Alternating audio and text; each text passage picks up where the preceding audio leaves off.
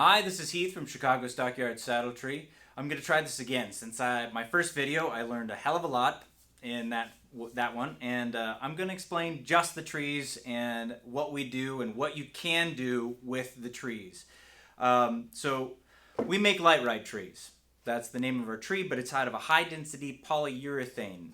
Thing about our trees is that it's a single cast, unicast tree.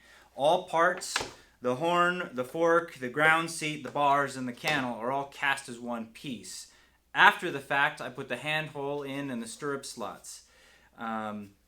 What's inside the tree is fiberglass, carbon fiber, steel in the bars, in the horn, in the fork, so that we can guarantee that it's stronger and in it throughout its entire life as a saddle, and that you can rope anything out of it. We got guys in Montana and the Dakotas roping feral bulls, and we've got guys that make a living out of their saddles, and we got guys in dairies that use the stripped down version so we can put coatings on them.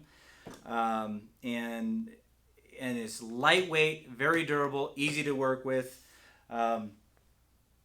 You can do a lot of in post-production modifications, such as this horn. We're building it up. It started out as a 3x3. This is a 3x3.5. It's our GM horn. But our post horn, 3x3, this gentleman wanted a 3.5 by 3.5. So 3.5 tall and a 3.5 inch cap. As you can see, there's delineation lines for center marks and measurement marks here. That's one of the good things about these trees. Now, not all of them have it, but I am in the process of remolding some of those pieces so that there's delineation marks as well as in the back of the cantle, so you can find center, you can find symmetry for your rigging positions if you're not using the cable. That's an option in our trees. The other thing you'll find in our trees is that there's a hardened plastic on the bottom to help with rigidity and stiffness. Now, this has as much flex as a good wood and rawhide tree would have, all right? Now, you're going to find a lot more rigidity with a wood bound in resin or a wood bound in fiberglass or laminate, whether that be carbon fiber or Kevlar. Which are strong, which is really great. Now let's talk about PSI. A good wood and rawhide tree, we're talking about 2,800 PSI, pounds per square inch. So there's a lot of force, a lot of torque it can take. Wood bound in fiberglass and resins, it depends on what fiberglass you're using, what the resin system is you're using, and what kind of top coat you're going to be using. Anywhere from 28 PSI to 3,000 PSI is going to be in a good wood tree bound in a laminate or a resin. These guys, depending on what you're going to be doing, if you want it stout or not, they start at 3,200, 3,200 pounds per square inch, and it can go up to 3,600 depending on if you want that same hardened plastic on top, if you want it stout, you want it tougher. There's a lot of guys who are asking for those, for that toughness, for that day in, day out workability. Regardless of what you do, these trees have a lifetime warranty. As long as I do the work or I confer with you about what work you're going to be doing. Now, that's not to say you couldn't just go full tilt and experimental on a tree. I am developing a new tree. Came out summer of last year, and this is our Charo. The Charo is different from the Old Mex because you can see it's got the traditional peaks here, and it's got a ridge in the middle of the fork, and very flat on the front end, but very typical to your Mexican heritage style saddles. Now these would be coated in a white coating or a tan coating, much like a goat tan or a goat hide or something like that. But this, you can start out with a regular tree and build up, modify. This has 2 layers of fiberglass on it, and you can see I'm building up a very traditional Charo style horn, 6 inches. I had a gentleman want an 8-inch horn, and 7 is as much as I can do for me. If you wanted to do an 8-inch horn, that by all means, go ahead and do it yourself. But I just don't find the need to do it, and a lot of work goes into trying to make something larger than a 6-inch horn cap. But you can make a 14th century Swedish cavalry saddles. You can make a Roman cavalry saddle. I have done that. I have made a Mongolian type saddle tree. I've had a couple of clients ask for the old Japanese style suspension seat saddle trees, and the sky's the limit to what you can do. You can modify these trees to help with any disabilities for riders born without legs, riders with CP, riders with CS, or MS.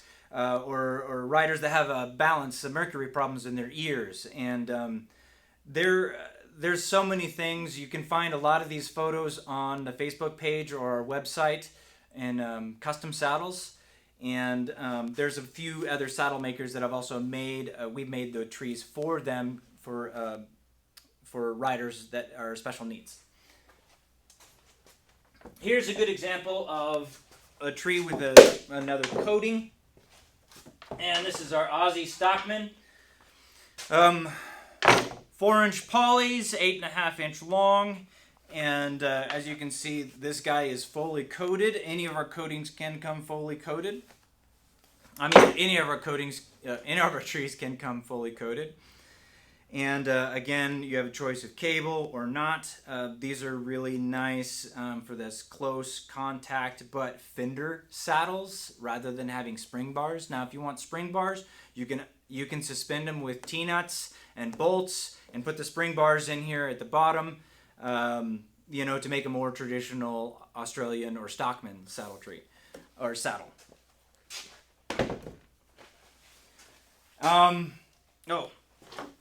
To give you a good example, I'm going to be walking around here. We've got a replacement tree to replace this wood and rawhide tree. You can see that the cannel's been busted on it. And we are modifying the fork right now to be very close and similar in structure to it. Right now it's really roughed out. I'm using an angle grinder to take down the swells. But eventually, by using some tracings, I'm going to get it as close to that as possible, and then the leather that was originally on this saddle will be able to go on this tree. So therefore, you can keep using that saddle, and we can change the tree to fit your needs, or you can change the tree to fit your needs. It just depends on what you want to do and how far you want to get down this rabbit hole, right? As you can see, this has a single leather piece in it. There's no strainer here because this was a half seat. But that being said, you can work the trees where your pin bones and your tailbone all match up and meet. So it would be just about 2 inches in front of the cantle if you're sitting in a seat that's made for you, so approximately what you need. And depending on where your hip bones are, you just take a shoe and rasp down the seat just a little bit, or put in a leather seat, just a leather ground seat, and then work that piece as you would any traditional method. Now, these trees take any traditional saddle making techniques: screws, staples, glues, nails, and anything else we can come up with. But it can bind to those things. All you got to do is just rasp the skin, the top layer off just a little bit to expose a little bit of the cell structure of the tree, because there is a release agent that was in the mold, so it came out with the tree. All right, if you guys got any more questions or suggestions of videos, hit the like button, hit the subscribe button, and add those suggestions and comments down in the comments section. Thank you again. This is Heath with Chicago Stockyard Saddle Tree saying, yes, you can.